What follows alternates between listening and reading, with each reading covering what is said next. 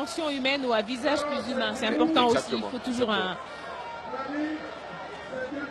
Ah. On va débuter face un Malien face à un Marocain, tiens. Ah, le Maroc aussi est là.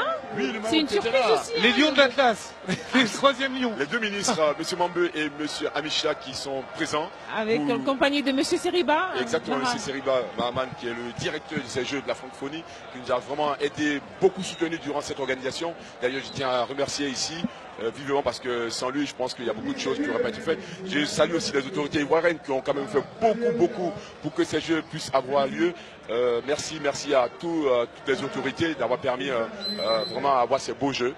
Il va falloir continuer ce travail-là, et je pense qu'il va falloir soutenir le sport, soutenir la lutte traditionnelle et la lutte dans toute la diversité. C'est vrai que ces Jeux qui se déroulent en plus dans une vraie sérénité, hein, parce que il y a eu, on disait avant, il y aura peut-être des tensions, pas du tout, très bonne sérénité, tout s'est bien passé.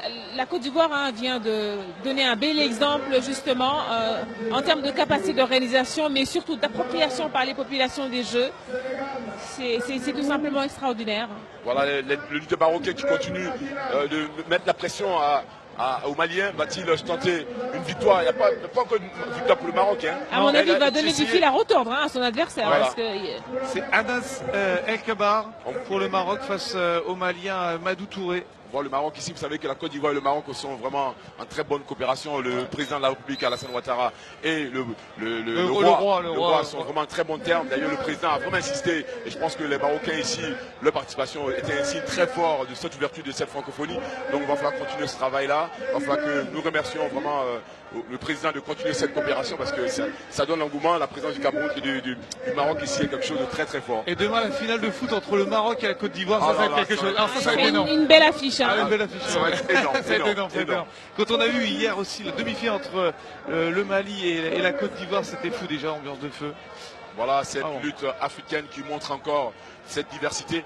Nous avons eu la première édition avec Bumburutu qui venait du Maroc, hein. Donc ça a gardé cette dimension en 95, c'était à Niamey, et ça a vraiment eu de l'émulation.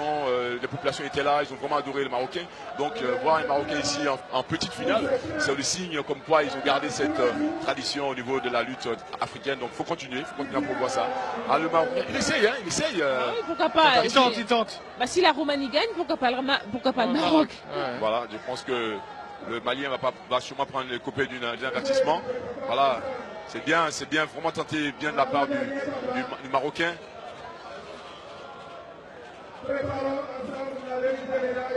Alors, je ne sais pas si vous partagez mon avis, mais on sent un petit peu moins de hargne que lors des précédents combats, pour ce combat précisément. Un peu plus calme. Oui, un peu plus calme, un peu plus D'ailleurs, serein. l'arbitre vient donner un avertissement au Malien. Oui.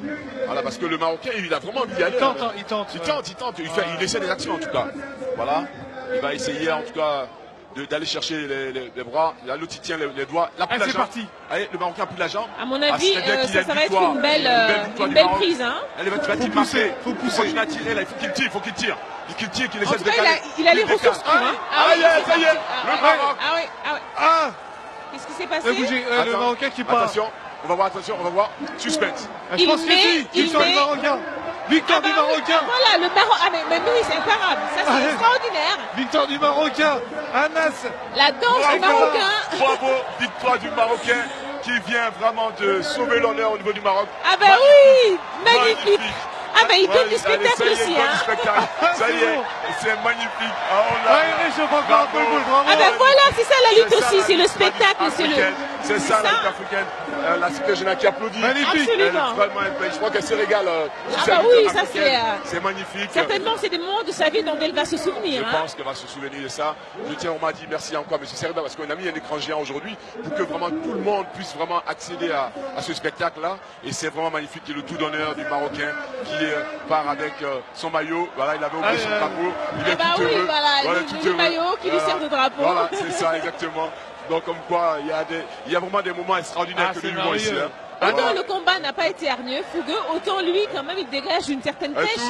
Toute la délégation marocaine qui est avec le lutteur. Anas El Kabar. Voilà. Bravo à lui, médaille de bronze donc dans ce jeu de la francophonie. Il a tiré, il a failli. Il a essayé, et l'autre est tombé avant. Oui. On a vu 1, 2, 3. C'est fini. Et lui avec les deux. Voilà. Il a été complètement battu, il ne sait même pas ce qui se passe. Il n'a pas joué le Mali, en même temps il n'a pas tenté, il n'a rien tenté. Il n'a rien fait. Ah bah oui, et la danse du Marocain. Ça c'est énorme, ça c'est énorme. Magnifique. Magnifique. Ah oui, il dit. Attends.